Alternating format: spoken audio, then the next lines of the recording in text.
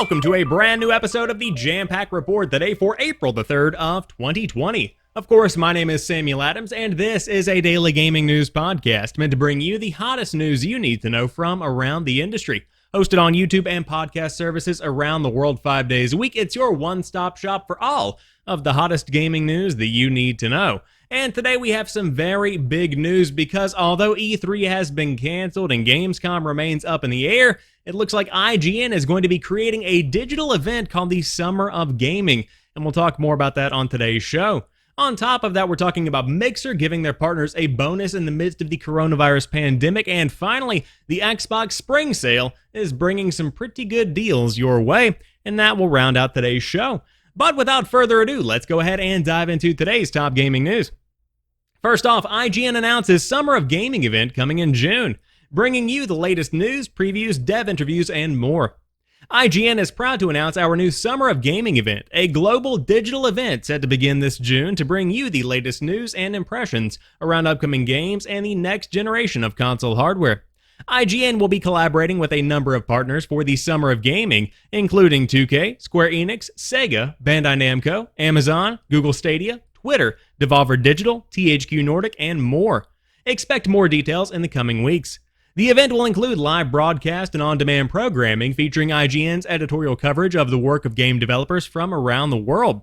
With E3 2020 canceled, IGN has a suite of programming planned to kick off in early June. That includes publisher presentations with IGN pre- and post-discussions, remote developer interviews, hands-on demos, and preview impressions, gameplay, and news segments recapping the biggest announcements. Audiences at home around the world can participate as well, sending in reaction videos, voting on favorite announcements, and more. IGN's global coverage spans 112 countries and 25 languages and aims to ensure that fans can enjoy this incredible digital experience regardless of what device or platform they use. IGN's live programming can be accessed on any one of IGN's more than 20 platforms, including desktop, mobile, OTT, I don't know what that one is, Twitter, Facebook, Instagram, Mixer, Twitch, Snapchat, Discover, TikTok, and more. With the next generation of console gaming kicking off later this year and gamers eager to learn more about what games they'll be playing on their new hardware, our online event will be a key moment for publishers and developers to connect with the audience worldwide, Pierre Schneider, Chief Content and Product Officer at IGN, said in a statement alongside the announcement.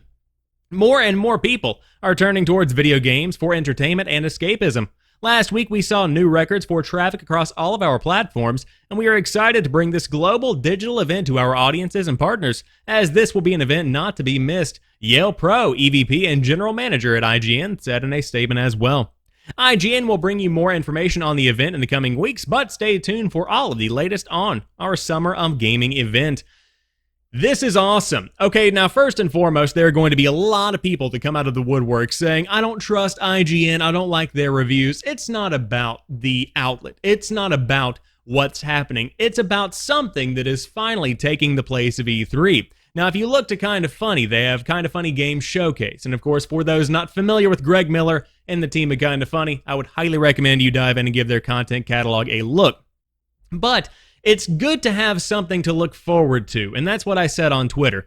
Right now, it seems like we are getting a slew of cancellations mixed in with horrible updates on what's happening globally at the current state of events. And quite frankly, it's nice to have some kind of good beacon of hope. Even if it is just a series of developer interviews and presentations from gaming companies, I always look forward to having some kind of event in June.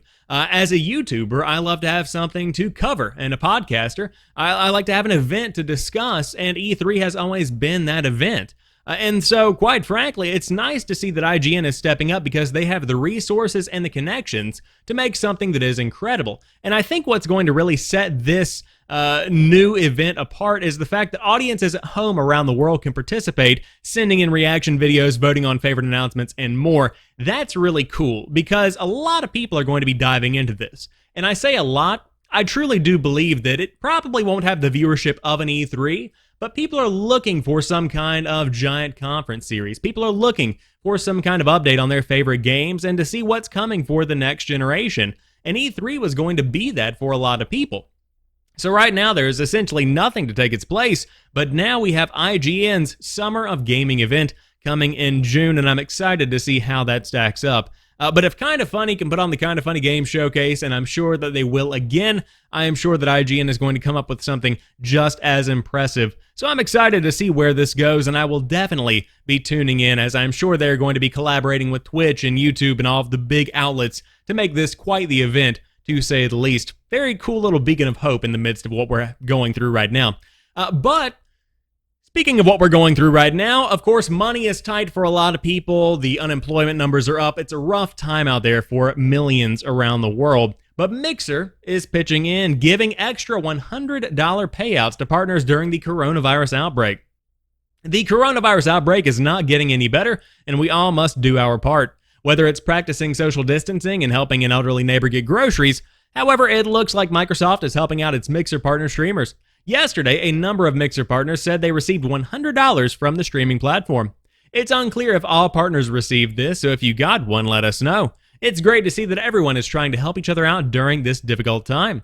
Of course, for those that don't know, Mixer is Microsoft's game streaming platform that rivals Twitch. The service has not been adopted widely, even though popular personalities like Ninja stream exclusively on it, but hopefully this will change in the future because Mixer has a reputation of being a positive place. It's true, it is a rather positive place.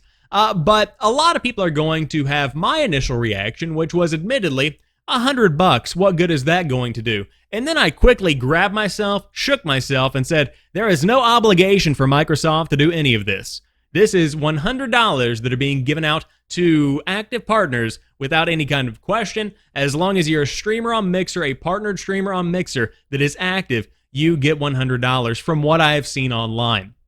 That is incredibly generous because for a lot of streamers, it's not their main gig, and many of you are aware of that.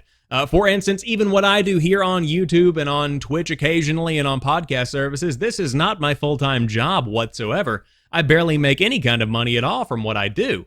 But for a lot of people, including me, they're working multiple jobs. They're trying to, pay rent. They're trying to buy groceries. They're trying to take care of my cat. I'm looking at her right now. She's not making eye contact with me. I'm disappointed.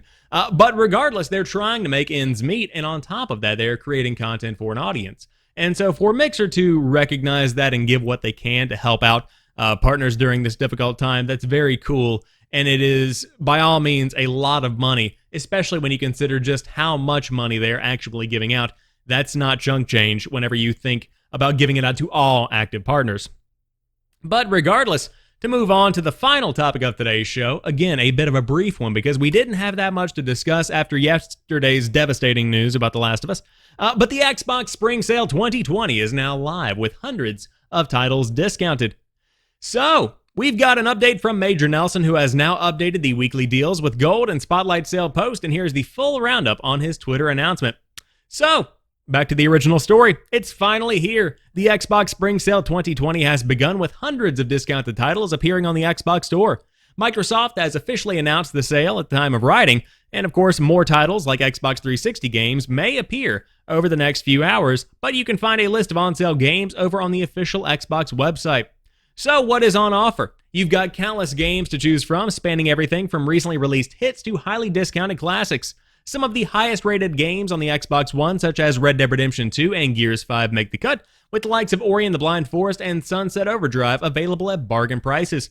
You can check out a list of the currently on sale games at the Xbox website, and of course they, over at Pure Xbox, will update the post, and they have done so with the official update too, add Mr. Larry Herb's update on the entire story.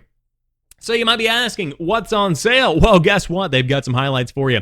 Anthem is down to $8.99. Cuphead is $15. Dark Souls Remastered is $15.99. One that stands out for me is Ori and the Blind Forest Definitive Edition for $4.99. Red Dead Redemption 2 is $30. Rocket League is $10. Star Wars Jedi Fallen Order down to $35.99. Sunset Overdrive for $7.99. And of course, for shooters, Titanfall 2 Ultimate Edition is $4.49.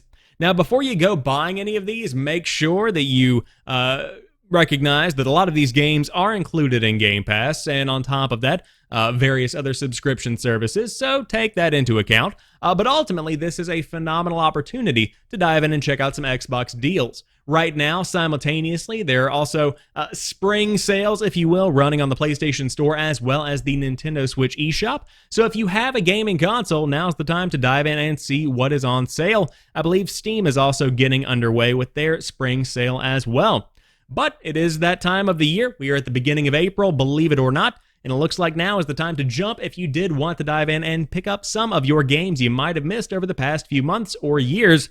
And of course, this is the optimal time to do so as we build up to the next generation console releases coming up very shortly towards the end of the year, if everything goes according to plan. But that rounds out today's episode of the Jampack Report. If you enjoyed this one, drop me a like down below and let me know what you think about the show. And on top of that, about IGN's Summer of Games event. I would love to hear your thoughts. Do you think it can replace E3? Leave it in the comment section down below. But until Monday, you guys have a fantastic rest of your weekend. I'll talk to you soon, and peace.